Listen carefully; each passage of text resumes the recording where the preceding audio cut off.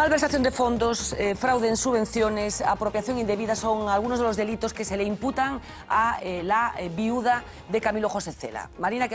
Uxía Rodríguez está en el plato de informativos para contarnos los detalles de lo que ha sucedido. Adelante. Pues Fernanda murió hace 13 años, pero su legado, el legado de Camilo José Cela, parece que no le ha dejado descansar en paz. Hoy, como decíamos, su viuda, Marina Castaño, llegaba a los juzgados de Padrón como imputada por los supuestos delitos de malversación de fondos públicos, fraude en subvenciones y apropiación indebida. No, lo siento, muchas gracias. Marina, por favor. Ni una palabra fuera. Dentro trató de justificar su gestión de la Fundación Cela, lo mismo que hizo el exgerente de la misma, Tomás Cabana, mano derecha del escritor, y de su mujer. La jueza sospecha que su despido fue simulado y pagado con fondos públicos. Nos vemos ahora, ¿eh, Ana?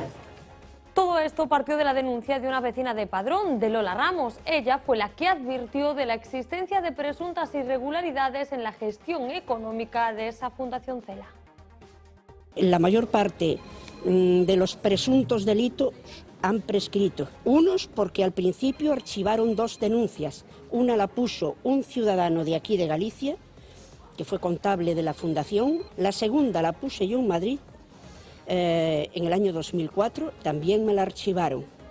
Pero yo persistí. Principalmente que explique que o que fan traballadores pagados pola Fundación traballando no domicilio particular da mesma en Madrid, que foi o que pasou acerca dos problemas co IVA e a agrupación de interés económico, como se fraguou, digamos, ese despido e a indemnización que se acordou en pagarlle. En total son 6 las personas imputadas, como hemos visto: Marina Castaño, la viuda del Nobel y presidenta honorífica, y Tomás Cabana, el exdirector gerente.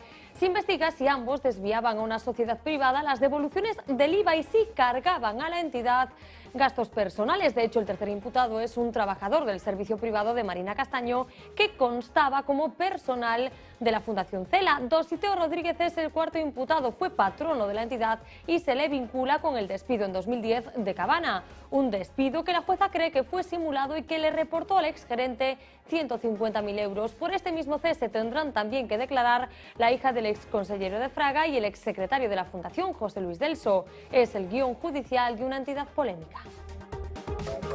La Fundación Cela fue creada por el Nobel en 1986. Funcionó como institución privada hasta que comenzaron sus problemas económicos. Se retiró financiación y descendieron los ingresos. También los visitantes, de 15.600 en 2002 a 3.000 en 2008.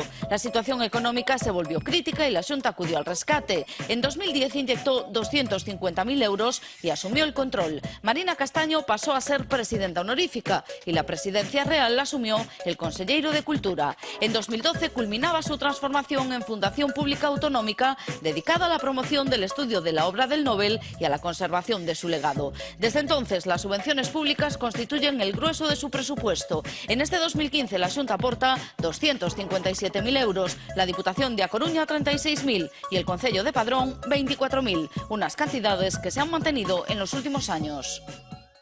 Pues este es, Fernanda, un pequeño resumen de todo este lío alrededor de la Fundación Cela. Bueno, pues estamos hablando de la Fundación Cela, que por cierto es la fundación de autor más rica de España, o por lo menos lo ha sido, Uxía. Efectivamente, como dices, es la fundación de autor más rica de España, así que vamos a ver primero de qué estamos hablando. Porque, como decíamos, ningún otro escritor tiene agrupada bajo un mismo techo la colección al completo de sus manuscritos. 58 textos originales de Cela, los que hay que sumar manuscritos de Baroja, Leixandre, Lorca o Alberti. 61.700 libros, 95.000 cartas de 13.000 escritores diferentes, 48.300 ejemplares de 1.200 revistas y periódicos, 53 del siglo XIX. A esto hay que sumar 529 pinturas, entre ellas 12 Picassos, 7 Mirós y 8 Zabaletas. Aunque las sucesivas denuncias de problemas en la conservación nos dejan diversos ejemplos de chapuzas.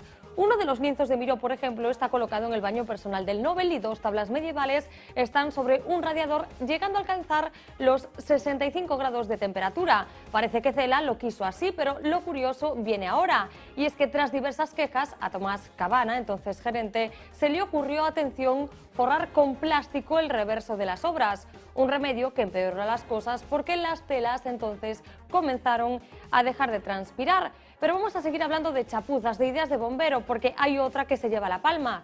se le encargó a un pintor que repasara las etiquetas de la colección de botellas dedicadas por Picasso, Miró o Hemingway. Creyeron que la tinta se veía demasiado apagada. En la tienda del museo se llegaron a vender libros descatalogados que las editoriales donaban para regalar a los niños visitantes. La fundación se defendió asegurando que lo hacían a un módico precio de 5 euros. Capítulo aparte se merece el garrote vil que la Fundación Cela tuvo que retirar. Fue el propio escritor, es cierto, el que solicitó al Supremo ese macabro instrumento para exhibir en la sala dedicada a la familia de Pascual Duarte, algo que desató la polémica con las críticas que partieron de la familia de Puig-Antich, el anarquista catalán ajusticiado a garrote en el 74.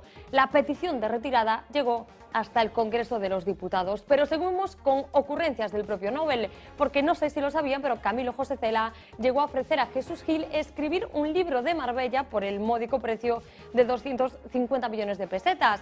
La oferta del Nobel también planteaba incluir sus experiencias más sensuales y la grabación de un anuncio con Cela en un descapotable conducido por Castaño. Pero también hay que hablar de la parte de despilfarros, empezando, por ejemplo, por los 10.000 euros al mes que cobraba Tomás Cabana como gerente. Al mismo tiempo, sus trabajadores le denunciaron por obligarles a llevar a la peluquería, alimentar y limpiar los excrementos de sus perras, a las que siempre llevaba a su trabajo en la fundación. Cobraban de esa fundación el chofer de Castaño en Madrid, su secretaria personal y 2 trabajadoras domésticas de la presidenta y de ese gerente. En medio de la oleada de despidos de recortes llegó el fichaje estrella como subdirectora de Covadonga Rodríguez, la hija del patrono Dositeo Rodríguez. Lo que hoy ha llegado a juicio, esos supuestos arreglos liderados por Castaño, ya habían sido puestos en conocimiento hasta de 3 presidentes de Galicia. Fraga, Touriño y Feijóo recibieron los dosieres de la documentación con toda la información, también el propio rey Juan Carlos y el Ministerio de Hacienda. Desde 2004 hasta que todo estalló, todos tomaron nota, pero nada más. Así que estos, Fernanda, son algunos de esos presuntos y famosos tejemanejes que hay tras la fundación. Pues muchísimas gracias, Uxía, por el relato tan detallado de cosas que tienen que ver con la Fundación Cela. Fundaciones, el papel que juegan algunas fundaciones, el dinero público que reciben, la falta de control, que aquí parece que salta a la luz como consecuencia de que una persona estaba utilizando esa fundación para cosas que no correspondía, y de fondo la particular evolución de Camilo José Cela, sí. ¿No, Tuco? Bueno, primeiro que hai que decir é que hai que levarse ben cos veciños. Moi importante levarse ben cos veciños, porque... Eso aquí é moi porque importante neste país, efectivamente. Neste país esta veciña que persistió e acabou metiendo un verdadeiro lío a Marina Castaño, con razón parece, parece. Bueno, o mellor a que teña que meter un lío a Marina Castaño non era unha veciña, xa, senón a propia Xunta de Galicia. Por suposto. Bueno, eu quero decir que eu participei en algunha comisión do Parlamento que analizou este asunto da Fundación na legislatura anterior, xa non me lembro cando fui eu diputado a última vez. Bueno, chegamos unhas conclusións que se fixeron chegar ao goberno, e a partir de aí debo decir que foi cando o goberno colleu parte dos fondos, os trasladou, non sei se finalmente os trasladou ao goberno galego, hacia a cultura, para protexelos precisamente do mal que estaban ali e tal. O sea, que hubo algunhas intervencións no Parlamento, pero a verdade é que logo non seguín o problema. En todo caso, ten que ver tamén co de Valo de Cela. Cela é un escritor, é un bo escritor, non se pode discutir, hai algunhas obras del que son boas, pero eu creo que é un escritor, comentábamos aí un momento con Fernando, que é un pouco como Echegaray, que ninguén se explica, sendo un bo autor teatral, como foi premio Nobel. Echegaray, de literatura. Bueno, pois eu creo que con Cela pasa un pouco igual, un escritor que está en debalo, claramente, un escritor que cada vez bueno, menos... siguen rescatándose un par de obras de Cela, claramente, ¿no? Sí, La Colmena e la familia Pascual Duarte. Eu rescataría algunha máis, pero bueno, non vamos agora a falar de literatura, non? Rescataría 3 ou 4 máis. Pero en todo caso, eu creo que o que é verdade é que o patrimonio do museo é espectacular. Espectacular. É que é un patrimonio de todos, hai que cuidalo, non? Eu creo que os gobernos estuveron bastante alonxados de esta cuestión. Ao final, todo o que é, isto é un despropósito total. Pero el patrimonio es espectacular, pero desde el punto de vista casi archivístico, ¿no? O sea, que haya no sé cuánto... O sea, alguien los utiliza, la biblioteca. Bueno, vale. Hay que ponerlo... No, y luego lo que sí que creo es que de una santa vez habrá que empezar en este país a ver cuál ha sido el uso que se ha dado a las fundaciones que es otra forma de estas administraciones paralelas que hemos ido creando, en la que metemos al hijo, a la hija, tal. No, completamente, o retiramos a la señora, en este caso de Cela, cuyos únicos méritos ha sido casarse con este señor, ¿no? Y de la que llevas trayendo dinero público, pues ni se sabe.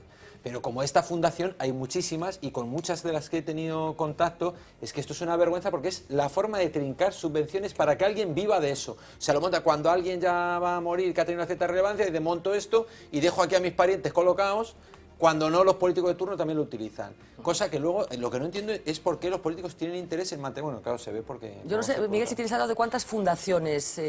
No, yo no conozco el dato. Con presencia pública en estos momentos. Yo lo único que sé es que efectivamente en los últimos años lo que se ha hecho es reducir esa administración paralela, o lo que vulgarmente se llama chiringuitos, ¿no? Y yo creo que es algo que afortunadamente se ha vivido en estos últimos Ahí años. Queda, ¿no? Y aún queda mucho, efectivamente. Empezando por ese gran chiringuito en el que se ha convertido el Senado. Lo dices por una cuestión que planteaste ayer en esta mesa. Es que sigue siendo una cosa... Yo creo que esta crisis hubiese sido un buen momento para que el Gobierno de España hubiese puesto encima de la mesa un debate que requiere la reforma de la Constitución española, que es la supresión del Senado, o su conversión en una Cámara Real de representación territorial, que no lo es. Que no íbamos a escuchar esta noche, pero al final lo hemos escuchado. Yo creo que este hubiese sido un buen momento para hacerlo, ¿no? Y que la ciudadanía además lo entendería como un gesto importante de la clase política.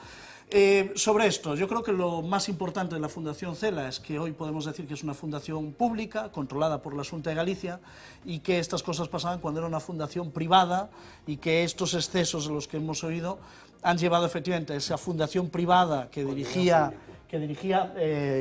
Marina Castaño fuese a la quiebra más absoluta, con subvenciones, efectivamente, y con el patrimonio de la propia familia, y que afortunadamente hoy esa fundación es pública y está controlada por la Xunta, y que por lo tanto el legado del único premio Nobel que tiene Galicia, fallecido hace 13 años, está en manos de la Administración Pública de Galicia. Yo creo que eso es lo más importante, ¿no? El caso está bajo secreto de sumario, pero en cualquier caso, por las informaciones que aparecen, pues es evidente que ha habido excesos y una serie de excentricidades. La parte que ha afectado a Siteo Rodríguez, se está hablando del despido del gerente anterior, un gerente que cobraba más de 100.000 euros al año, y lo que se pone en entredicho es el despido, porque se le despide con una indemnización de 150.000 euros, que, bueno, puede parecer mucho si uno no tiene en cuenta que es el salario de año y medio. Bueno, está por debajo de la normativa laboral aplicable en aquel momento, y por lo tanto que la justicia diga lo que tenga que decir, pero yo creo que la lectura positiva es que hoy el legado del único premio Nobel que tiene Galicia está en manos públicas y para el disfrute de todos los gallegos. Yo eso no lo conozco. ¿Conocías a Cela antes de llegar a España? Sí, por supuesto, por el tema de que me gusta mucho la literatura y por ser un premio Nobel, ¿no? Sobre todo. Entonces yo creo que efectivamente lo que ha pasado con la Fundación, más allá del análisis que podemos hacer del tema del dinero público, que es muy importante, otro tema muy importante es lo que se pierde, ¿no? Al hacer este tipo de gestiones en promoción cultural, ¿no? Porque efectivamente podemos estar más o menos de acuerdo con la calidad que tiene José Cela, y eso es cuestión de gustos, sí, pero la cuestión es que efectivamente es un premio Nobel en Galicia y eso tiene cierto valor cultural, ¿no? Tiene mucho valor cultural, se tiene que promover, y esa promoción se tiene que hacer de forma adecuada. Es curioso para mí este papel que juegan las fundaciones, que por un lado hay otros países en los cuales fundaciones de este tipo suelen ser privadas, ¿no? Y tienen dinero público solo para cuestiones puntuales de promoción cultural que tengan que ver, ¿no? Y no con todo el patrimonio, no con mantener siempre la figura de Cela, ¿no? Porque una cosa es promover ciertos aspectos del escritor que tengan que ver con la relevancia que él ha tenido por ser un premio Nobel gallego. Aquí no se hace ninguna claro, exacto. Claro, entonces el dinero público podría ir para cuestiones muy puntuales de ese tipo, y por otras cuestiones podría mantenerse como una fundación privada, ¿no? Que podría tener sus seguidores y sus personas que lo sostienen, como por ejemplo, bueno, universidades que están interesadas en estudiar a Camilo José Cela, este tipo de cuestiones. El que no se busquen ese tipo de modelos es extraño, y luego que una vez que se opta por un modelo enteramente público, que no haya una vigilancia del dinero, que haya estos desmanes que además parece que han seguido durante 3 gobiernos diferentes, es algo muy curioso, muy particular. Bueno, en fin, con cosas muy llamativas que también tienen que ver efectivamente con la evolución de la propia figura de Camilo José Cela, con sospechas en las últimas épocas de de su vida, bueno, pues de cosas extrañas que tenían incluso que ver... Exactamente, que tenían que ver incluso con una forma un poco particular de entender el oficio de escribir, que es un oficio muy serio y muy noble. Llevamos todos estos días hablando de nuestro particular Watergate, ese que se desataba en Ferrol la semana pasada, después de que descubriéramos que el agua que se estaba suministrando a través de la traída, no solamente de Ferrol, sino de varios concellos de Ferrolterra, no era apta para el consumo, como consecuencia de la aparición de un compuesto químico que indicaba que su consumo, como decía, no era aconsejable. Hoy hemos escuchado a la socia de gobierno de la Marea de Ferrol, Beatriz Estallo, diciendo esto. Mientras o portavoz do Partido Popular, Miguel Tellado, se afirmaba que se estaba envenenando a poboación de Ferrol, o señor Rueda dixo que o plan de emerxencia non se podía activar alegremente. Queremos denunciar a frivolidade do presidente Feijóo. A única presencia que tivemos de Feijóo é dunha foto tomándose algo na praia de Doniños. Xa sabemos que o señor Feijóo é máis dado ao mar salado. Bueno, Beatriz Estallo habla directamente de ti, Miguel, de ese tuit que ayer veíamos en el que efectivamente dices que los ferrolanos bebieron agua envenenada. Yo no sé si se te fue el dedo. No, vamos a ver, se puede decir envenenada, el agua estaba contaminada, el agua era nociva para la salud, el agua en definitiva no era apta para el consumo humano. Ya sabes, ¿no? Que no hay veneno sino dosis. Sí, efectivamente. Pero en cualquier caso, lo que dice en cualquier informe sobre los trialometanos es que el consumo de mujeres en estado de gestación es terriblemente insalubre. Por lo tanto, yo no... Seguramente tienes razón, pero sé prudente, nada. Yo no hago alarmismo y de hecho yo el viernes daba una rueda de prensa en la sede del Partido Popular de Galicia y era el primero en hacer un llamamiento a la tranquilidad, ¿no? Pero sí que nos vemos obligados a contestar algunas cuestiones ante un gobierno que genera un problema y luego un gobierno municipal que genera un problema y luego establece una estrategia de la confusión para acabar culpando a la Xunta de Galicia de su problema, ¿no? La realidad es que el alcalde de Ferrol toma posesión el 13 de junio, los problemas, las primeras analíticas que advierten de este problema en el agua potable de Ferrol son del 29 de junio, las siguientes del 6 de julio, y el Concello de Ferrol no le traslada este hecho a la Xunta de Galicia hasta el 13 de julio. Quiere decir que el Concello de Ferrol ocultó a la ciudadanía y a la Xunta de Galicia un problema de salud pública y de salubridad del agua de la ciudad, ese agua que consumimos los vecinos de Ferrol, de Fene, de Ares y de Mugardos, ¿no? Y eso es una grave irresponsabilidad y una grave incompetencia, ¿no? A mí me sorprendía además dos cosas más, ¿no? Que el alcalde culpe a la empresa mixta de aguas, porque él es el presidente de la empresa mixta de aguas, ¿no?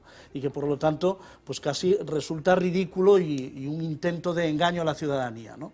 Hoy veíamos cómo Estallo en el Parlamento criticaba a la Xunta por no haber activado un plan de emergencias. Bueno, pues una barbaridad más a la que suma la señora Estallo a los despropósitos del gobierno municipal, porque el que no activó el plan municipal de emergencias es el alcalde de Ferrol, que en una reunión con alcaldes y con la delegada de la Xunta dijo desconocer su existencia. Bueno, pues Ferrol tiene un plan municipal de emergencias desde el año 2010, ¿no? Y por lo tanto, si querían solicitar a la Xunta la activación de un plan supramunicipal, antes los ayuntamientos de la comarca de Ferrol tendrían que haber activado su plan de emergencias municipal y no lo hicieron. Yo creo que el resumen de esto es un gran despropósito, como un gobierno ha estado atendiendo cuestiones ajenas en vez de resolver los problemas fundamentales de la ciudad y que, bueno, pues estaban centrados en otras cosas, en buscar una playa para los perros, en reunirse con Pablo Iglesias y con Alberto Garzón, en resolver el problema de los asesores y los sueldos, de cuántos sueldos iba a tener la señora Estallo, si 2 o 3. Bueno, pues a eso se dedicó el gobierno municipal de Ferrol en los últimos 40 días y lo cierto es que los ferrolanos consumieron agua, si no le gusta la palabra envenenada, yo le diré contaminada, nociva y en cualquier caso no apta para el consumo humano. Fernando, ¿tú cómo has seguido esta historia? Vamos a ver, yo creo que el tema de la gestión del agua, en principio, entiendo que es de gestión municipal. Es decir, que puede haber otro auxilio, otra vigilancia y tal de tipo autonómico, no me cabe duda. Pero que los primeros responsables también, vamos, yo creo que no hay ninguna duda que el principio es municipal. Lo que me está sorprendiendo de las mareas es que les estamos viendo que lo que sí que saben hacer muy bien es prohibir y perseguir cosas, o sea, eso lo hacen de maravilla. Pero luego gestionar, vamos a ver si lo empiezan a demostrar, porque yo todavía no le veo nada sustantivo.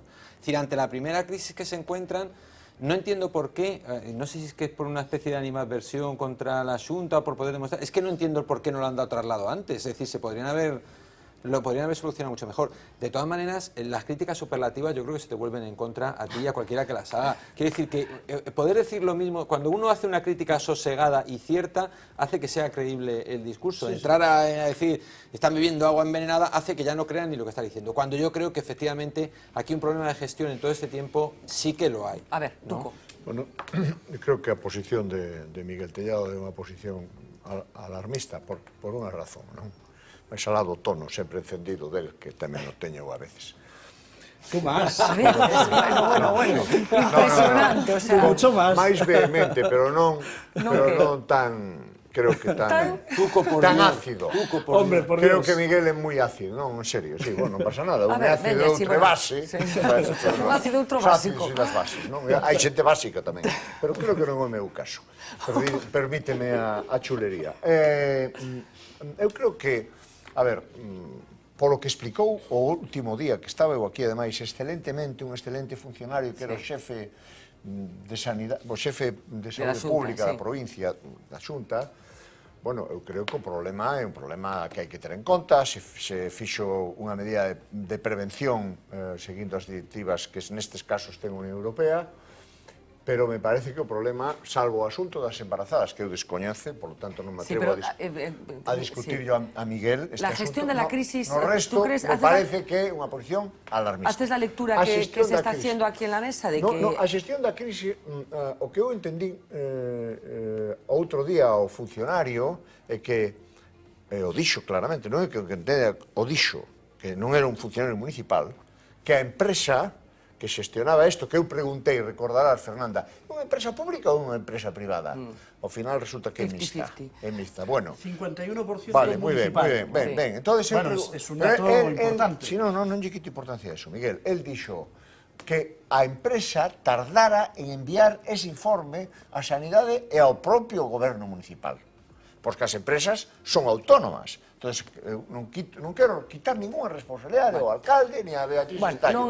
Simplemente digo que hubo un problema... Porque esto yo creo que va a traer más cosas. ¿Alguna reflexión breve, Marina, para ver ese encuentro entre Martillo, Noriega y Feijóo? Sí, solamente decir que en este tipo de casos yo no he seguido la secuencia de los eventos muy de cerca, ¿no? Pero en este tipo de casos, en este tipo de crisis, lo mejor, ¿no? El mejor abordaje es que una vez que se sepa del problema, ¿no? Si en primer lugar, bueno, la empresa y después el gobierno puede tener una solución rápida para el problema, que entonces puede ser que no haga falta, ¿no? Si no es absolutamente peligroso informar a la población, pero como eso pase de 2 días, ¿no? Es normal que se informe a la población y que además se informe de las soluciones que tiene que haber en ese tipo de contexto y movilizar.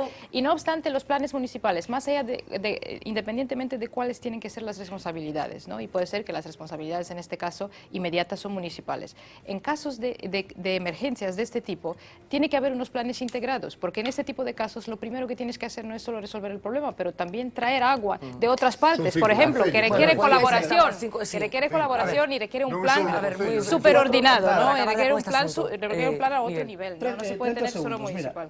Cinco fechas clave. 29 de junio, primera analítica que da negativa. 6 de julio, la confirmación.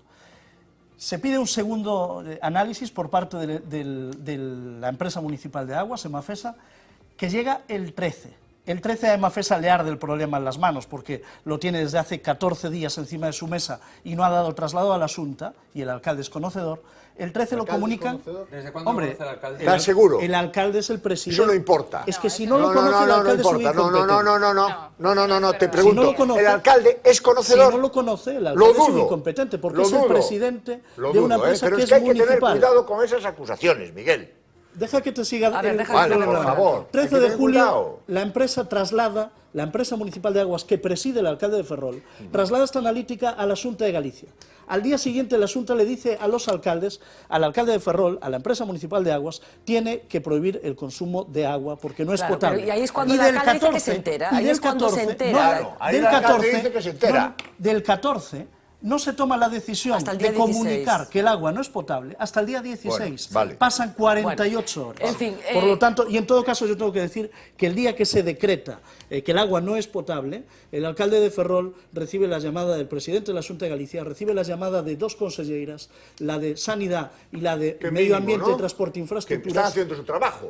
Por supuesto, claro que sí, pero desde luego eso pone en duda esa postura, dice el Concello de Ferrol, que la Xunta no mostró colaboración. Yo creo que la crisis del agua. Eso es lo que decía el alcalde y la señora háganme caso, estamos en el mes de julio, seguiremos hablando del Watergate ferrolano en las próximas semanas. De momento, hoy hemos captado la primera imagen, el primer encuentro en un acto oficial entre el presidente de la Xunta de Galicia y el alcalde de Santiago de Compostela, Martiño Noriega. La invitación partía del Instituto Cervantes, de su responsable, y con una invitada de honor, la reina Leticia. Recordemos que Martiño Noriega se ha expresado públicamente en repetidas ocasiones a favor de la República. Mientras dentro esperaban, fuera sucedía esto. Se saludaban con evidente formalidad el presidente de la Xunta y el alcalde de Santiago. Llegaba la reina y comenzaba un acto que dejó varias imágenes. Era la primera vez que compartían un acto así, pero a Núñez Feijóo, tal vez por la costumbre, se le veía más cómodo que a Martiño Noriega, que con su inseparable gorra en la mano también acompañaba a la reina en su entrada en el Gaiás. Ya sentados a quien será delegado regio el próximo 25 de julio, lo vimos distendido, más cómodo en apariencia que al regidor que en su día pidió a Casa Real no representar a los reyes. Había distancia entre ellos, pero presidente y alcalde tuvieron una coincidencia, el tema del discurso. En ese reparto que alguien hizo al principio de los tiempos, nos tocó la suerte de poseer dos idiomas, como si la riqueza interior de esta tierra precisara de un suplemento. O galego, a lingua propia de Galiza, e irmán do castellano, ambas son hoxe linguas de uso xeral en Compostela, convivindo con múltiples fonéticas chegadas de numerosísimas procedencias, porque Santiago é un destino. Y es que en unas jornadas del Instituto Cervantes lo que procede es hablar de idioma. Desde la institución cultural explicaron que también del gallego. Lecturas de autores, conferencias de profesores, artistas, grupos musicales, teatro. Aunque obviamente el gran esfuerzo del instituto sea el español. 559 millones de personas en el mundo hablan español. Hay datos particularmente sorprendentes. El 6% de los esquimales hablan español. 500 millones de personas son muchas personas, entre ellos bastantes esquimales, parece ser. Por eso conviene, además de trabajar estos días de reunión, conviene también celebrar. Tras los discursos, saludo protocolario y foto de familia. Una foto por momentos difícil de organizar, en la que alguno parecía no acabar de encontrar su sitio, pero que finalmente quedó para el recuerdo. Bueno, una foto curiosa. Tuco, algo que opinar? No, bueno, primeiro, que un republicano, atendendo as súas obrigas institucionais, reciba a raíña é normal. Iso pasaba tamén en España, nesta cidade normalmente, cando era unha cidade con concellos republicanos desde 1870 e tanto, viña o rei e o recibían os alcaldes. Se me permites, Fernanda, unha brincadeira sobre a cuestión esta de que temos dous idiomas desde o principio dos tempos. Non creo que Feijóo sea creacionista, igual sí, pero en todo caso, incluso medido en tempo bíblico, pois, bueno, o tempo bíblico son 4.000 anos, máis ou menos, 6.000 desde agora, e claro, o idioma galego e o idioma castelán nacen cando o 10º Junio Bruto viene a Galicia no 113 a.C., a partir de aí o latín dá os dous, polo tanto, Feijóo se columpia un pouco, pero é unha broma simpática e afectuosa. Bueno, algo que opinar sobre el encuentro, sobre la posición de cada uno, sobre la incomodidad, que yo creo que Martiño estaba incómodo, yo creo, por lo menos mostrando incomodidad. Pero era porque non tiña a gorra posta. No, pero yo creo que están superando las expectativas con mucho los reyes y eso están desarticulando bastante el discurso republicano, que es que nos tenemos que poner la España de hace un año y la España de hoy frente a la consideración que tienen los reyes, entre otros el tema de los esquimales y tal. Esta cintura que ha demostrado, ¿no?, la reina, que no soy... Pero es que sobre todo el rey, a mí Felipe VI, que era un tío del que esperaba poquísimo, me está demostrando que lo está haciendo fenomenal. Entonces, esta cintura que demuestran metiéndose en los sitios donde no es fácil que lleguen porque se pueden encontrar con cualquier tipo de discurso, esta apertura, esta facilidad con la que están, a mí me parece que están haciendo un papel extraordinario y que no hay que dejar de señalar, entiendo. Miguel. Sí, yo coincido plenamente con lo que dice Fernando. Yo creo que a Martiño Noriega no hay que felicitarle por nada, está haciendo lo que la obligación de su cargo institucional le requiere, que es estar ahí representando a la capital de Galicia, ¿no? Lo que sí creo es que posiblemente esta cordialidad que hoy mostraba Martiño Noriega en este acto, posiblemente donde le genera problemas es con los suyos. es que los de las mareas sí que no verán bien esta corrección de Martiño Noriega, y muchos de ellos hoy estarán enfadados pensando que Martiño Noriega tenía que haber montado un pollo allí. Yo me alegro de que no lo haya hecho, ¿no? Dice mucho de él, pero yo creo que en el fondo hay esa fractura dentro de las mareas que aflorará a lo largo del tiempo, porque los suyos no le van a permitir, no le van a consentir de Madrid se lo hubiera que no montado haya, Rita Maestre, que, ¿no? claro, que no haya. Adina, ¿tú crees que en la teoría de Miguel, que de alguna forma Martiño Noriega está secuestrado, digamos, por su electorado? No, yo no creo eso. Creo que efectivamente una parte del electorado es republicano, ¿no? Pero que entiende perfectamente que en este tipo de casos el alcalde tiene que representar a su ciudad, ¿no? Que es lo que le toca. Porque si uno participa en un sistema electoral donde esta es la situación, ¿no? Donde estamos en una monarquía y entonces hay ciertos actos de representación, uno tiene que participar en estos actos, ¿no?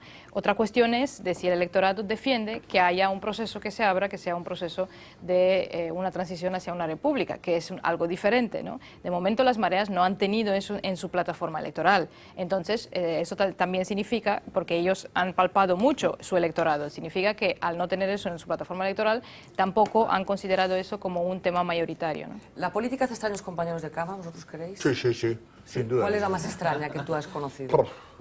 No sé, sería... Bueno, pues, espera, por ejemplo... Piénsalo, sí, no te precipites, no, pero piénsalo, digo no te marcha. precipites. Beiras y Fraga. Bueno, pues nada, tuvo que decirlo. Beiras y Fraga, bueno, os voy a preguntar, a ver si Beiras alguna y pareja Fraga. extraña puede ser de fuera de España. Hombre, foi unha cousa pequena, pero bueno.